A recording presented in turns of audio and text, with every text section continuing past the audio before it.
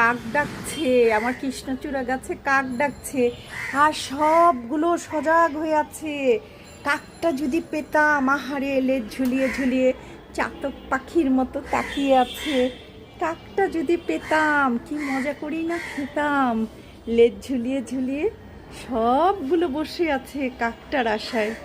আহারে আহারে, কাকটা যদি পেতাম, কত আশা করে বসে আছে কাকটা মুখের কাছে আসুক, আমরা কাকটাকে খাবো। পোজ কি দেখো, তো চাতক পাখির মতন বসে আছে। কাকটাকে পাওয়ার আশায় এক একজন লেজ ঝুলিয়ে ঝুলিয়ে বসে আছে।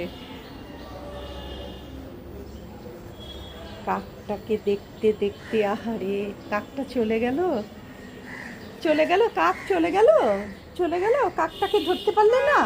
হ্যাঁ, কাকটা চলে গেল। এক একজন এক এক জায়গায় কাকের জন্য উদ্গ্রীব হয়ে আছে।